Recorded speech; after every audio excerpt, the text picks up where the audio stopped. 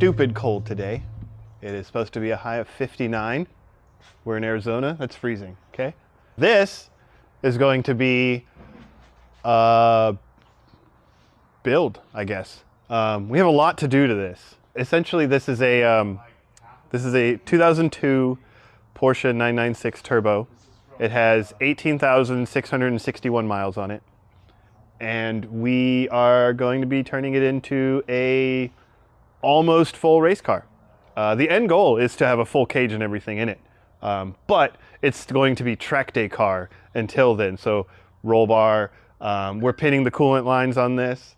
We're doing Ohlins suspension, 6-piston brakes in the front, upgraded GT2 pistons or brake calipers in the rear. We're going to be gutting the interior, or the rear interior at least. Lexan windows. He said he had a carbon fiber hood coming for it. He's looking for a carbon fiber dash for it. This is going to be a pretty fun build. I'm going to work on getting the engine out of here. Also, you can, we'll have Steve go wander, but the PCA is here hosting a German Cars and Coffee. So there should be some interesting cars here, and the president told me that 45 Porsche members had signed up to show up today. So we'll see how that goes, and then whoever else decides to show up. I'm going to be back here working on this.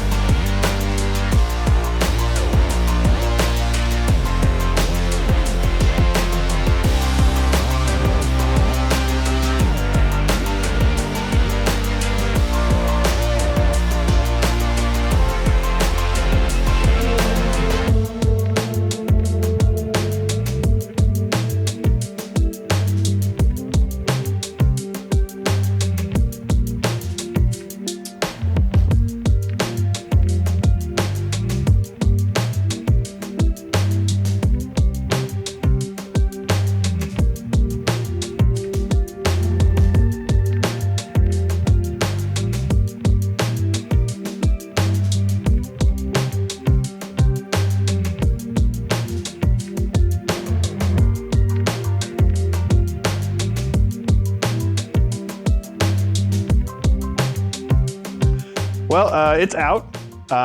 If you really want to see the process of all that, or more of the process of getting it out, we have a cool video for you to watch, because why film it twice?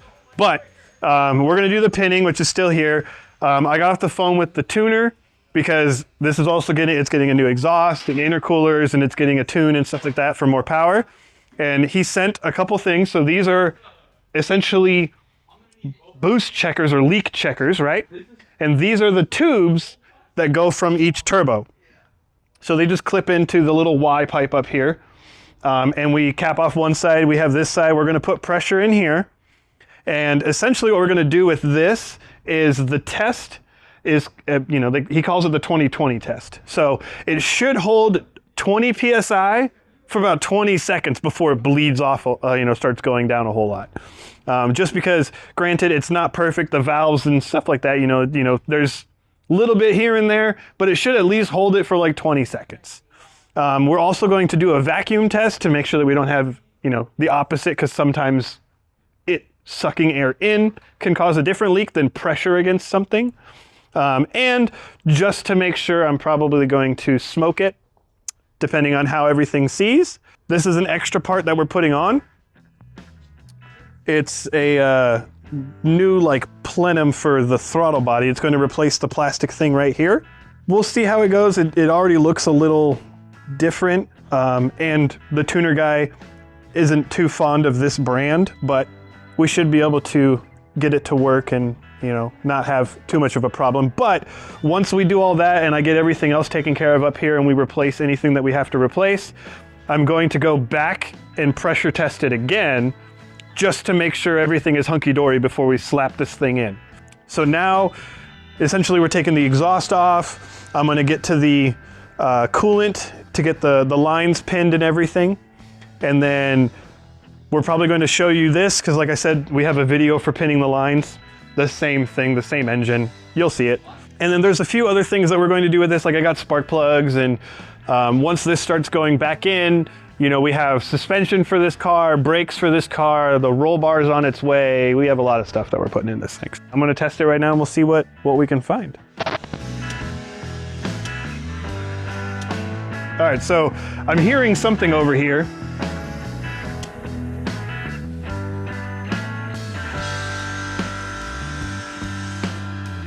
Okay.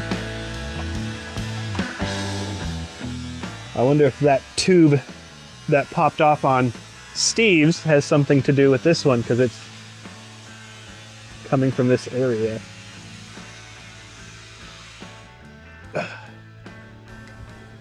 Okay, let me clamp that because it's coming from here.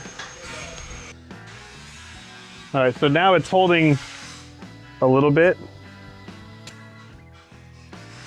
And it's got, you know, it's ticking down, but there's a couple hoses that I have off because the engine is out, and he did inform me that he does a lot of these tests when the engine's actually in the car. So I'm gonna cap some of the hoses that would be plugged in, and then we'll continue some of the testing, but it still sounds like there might be something down there that's leaking.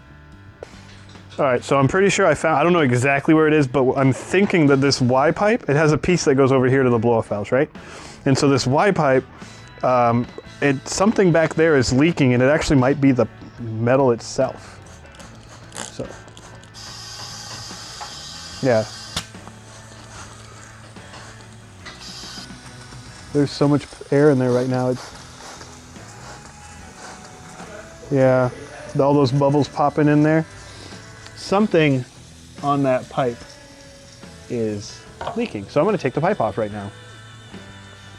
So I took it apart and I looked at the metal, and I even did a little makeshift test on the ground, and the metal looks fine. So my only guess is this rubber piece is blowing air past the clamp. So essentially I'm just gonna do it again. If I can't figure it out, I'm gonna put the smoke tester on it. We'll see how that does, and if we can see it there.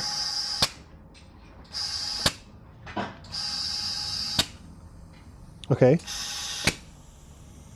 You can probably hear that because I can hear that. Oh. So I put my finger on it to press down and it stops. So my only guess is that that spring clamp on there isn't clamping or springing anymore. So we're probably just going to go to a worm clamp to make sure that it stays on there. And it's actually, it was at 6.9 for a little bit, and it's 6.8 it's holding. Now it's 6.6, so that's much better than before. So let's see if we can get to 20 PSI. We're at 12, 14, 15, 16, 17.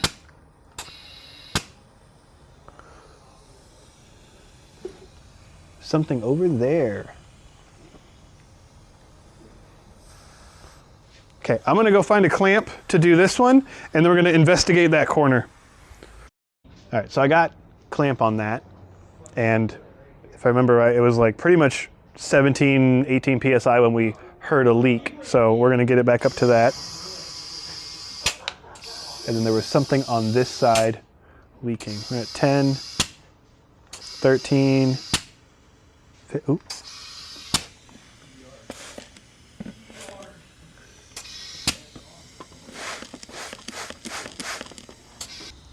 You know, I will say 16 PSI, I think that's beyond what the smoke tester can do.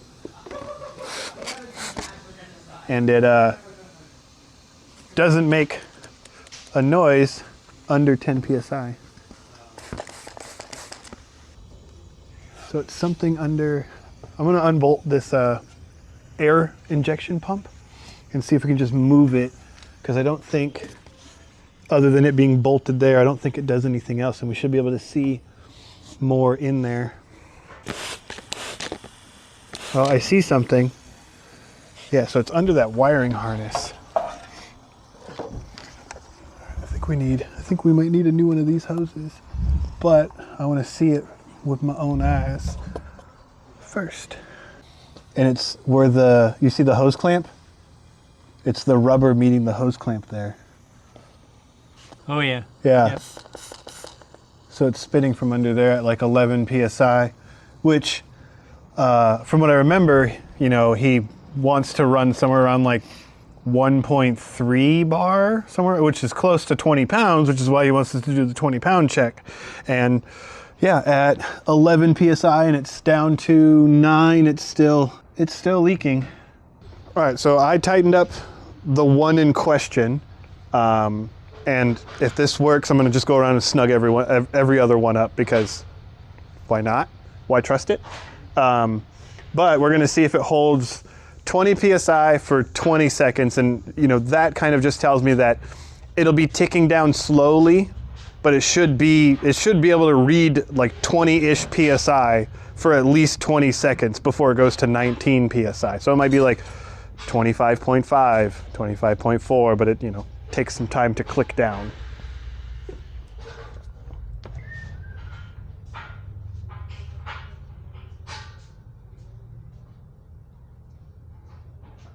I'm gonna say that was probably close to 20 seconds.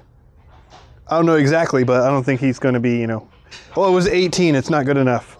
But I hear absolutely nothing. However, I'm still going to do, I don't have the hose with me right now, but so if you're listening for something and it's like an air leak or any of that stuff, what will help is having a hose. I mean, technically this will work too, but if you have a hose like this, you can put it in your ear and you put it down in areas, and if there's a noise, it'll come through the hose like a stethoscope. So same thing, like, you know, you get a screwdriver and stick it on something, you can see if you have rod knock. But I'm gonna grab that and I'm gonna put it back up around 20 PSI and just go around and see if I can hear anything else. And if we can't hear anything else, and the fact that it's trickling down slowly makes me think that it was just those two leaks that were causing, one, there was a code and other stuff for essentially vacuum leaks. But that'll do that, and since we're probably gonna be close to 20 PSI on the tune, good to have it sealed up around 20 PSI.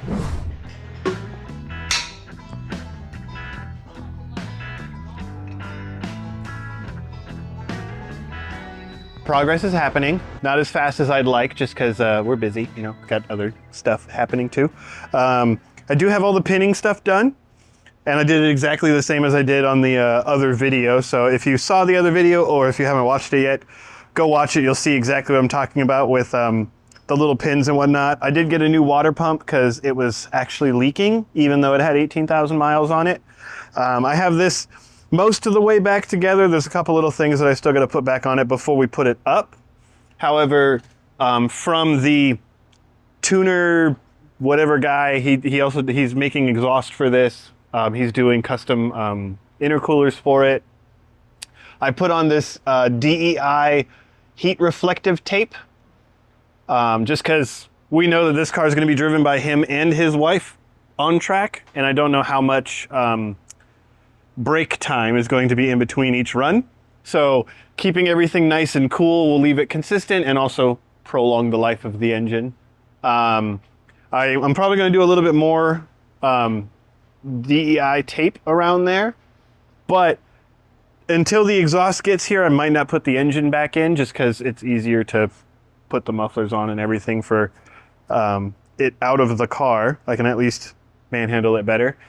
So I'm probably going to be pulling this forward today or tomorrow, and we're going to start the suspension and the brakes on this. He had some questions about the front calipers and the rear calipers and stuff, and, you know, 6-piston versus 4-piston and whatnot. I'm gonna go over my opinions on that. We also got some Motul brake fluid for it. We have a stud kit that we're putting in. I think I mentioned a lot of this stuff, but this is kind of where I'm at. It's a giant mess. It's getting hot out here. We had to get the swamp cooler out. Fred made, what is it? Laguna U-wrench over here, because I don't know if you can see the water, but the swamp cooler overfilled and we didn't catch it in time. So I've been kind of splashing around on my little splash pad. And then the other thing too that he's having me do, which I know some of you have said in other videos in the past, is I'm going around and I'm cleaning everything. So I don't know how much of a video we have, but you can see this is at least nice and silvery and whatnot. We don't do it that often because it's a lot of work. And this gentleman said, whatever I have to pay you, I want it to be clean so we know if there's a problem. And I said, yes, I will do that. But if someone comes in here and I go, hey, in order for me to clean your transmission while I'm in there with the clutch, it's going to be an extra 2 hours because of how dirty it is, they're going to tell me to shove it. So I don't do it. But this guy wants it nice. That's great. I want it nice too. So we're going to do that. And then I did have a cool update. He wants me to go out to the track with him and help him set this car up. So probably going to take a camera that, and I don't know if it's going to come out sooner or not, but I'm going to the track again this weekend and we'll probably have another video for that. You can see the other track video of me flying off in the dirt. I have no excuse. All right, we got some more stuff for this build. So this is probably going to be a theme for a little bit. There's actually more stuff on the way, but these are some things that showed up today for the Porsche. So we have these, which are rear subframe bushings, but they're, pieces of metal. So we're going to get rid of the bushings and throw these on. And then he actually brought those by this morning. This stuff just got dropped off by the UPS guy, and I'm not exactly sure what it is. It's like Christmas, and the guy who owns the Porsche is our Santa Claus.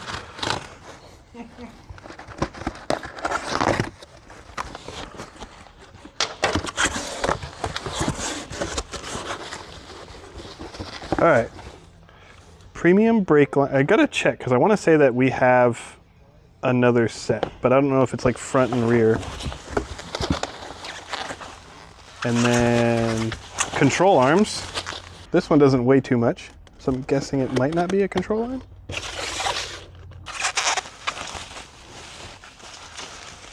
This is canards.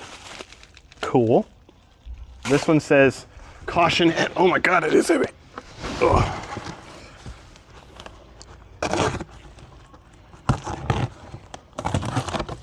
These are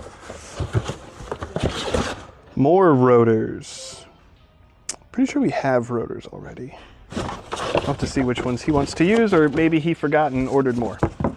And then this, I'm pretty sure is a splitter, because he was talking about having ordered one.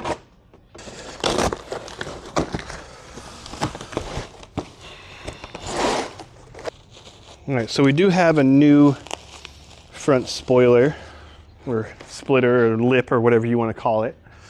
All right, so we got some new fun to it, but I'm going to start working on the brakes and the suspension, which with those bushings, or the solid bushings now, adds a whole lot more to this bushing, or this suspension thing.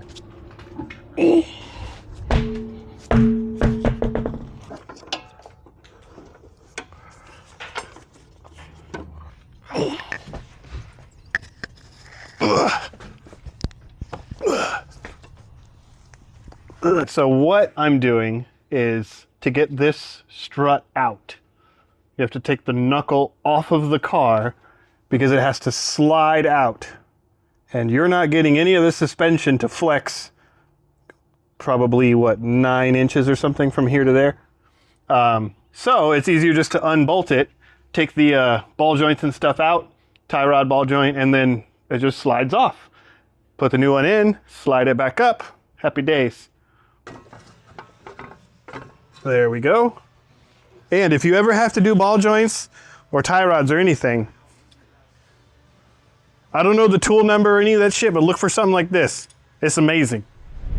Well, so these are the suspension that we're going to be putting in this. I don't know if you are familiar with the brand Ohlins. They are a very good suspension. I actually have yet to install Ohlins on a car. This is my first time installing Ohlins. And if you know about them, you know that these are anywhere but cheap. They're far from a inexpensive suspension kit for a car. And apparently it is a kit.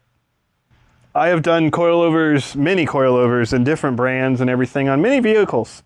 Even we have a regular coilover install on a turbo Porsche, actually. Or, you know, we did the regular small chassis one.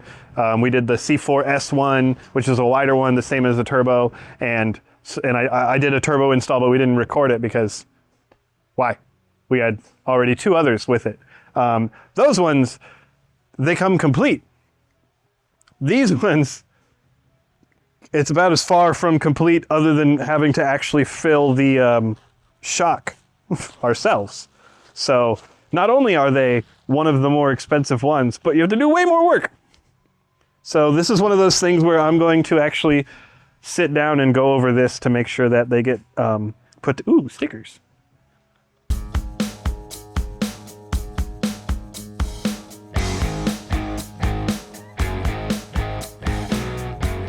Putting together the first one, I realized, as you saw, this doesn't really meet up with that.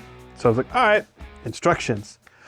Original bearing with rubber insulator. And I was like, oh, all right. So I take apart the old one, grab said bearing. This is the rubber insulator that they want put on there. And then this is the bearing, right? So I'm gonna put it close to the mic.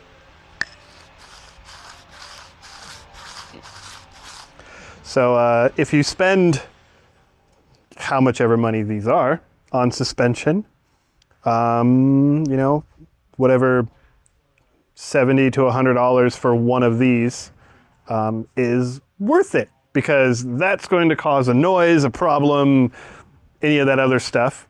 And if you're spending this kind of money, you don't want noises. So that'll be here Friday. So then I'm going to continue looking at this, and I'm going to start building the rear suspension, because can't do anything with the front suspension.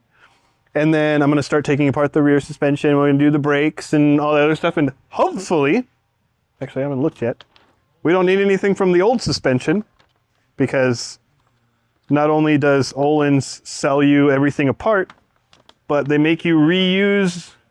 Yeah, so, okay, so original top hat, original washer, which we have aftermarket top hats, so good.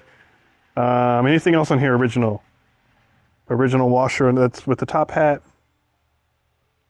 Okay, hopefully that one will just go together, because we have new pillow ball top hats, because Ohlins decided that you need to reuse your old, probably blown rubber or destroyed rubber top hats, because, you know, these cars are only, what, 22 years old? Things can't be wrong with them.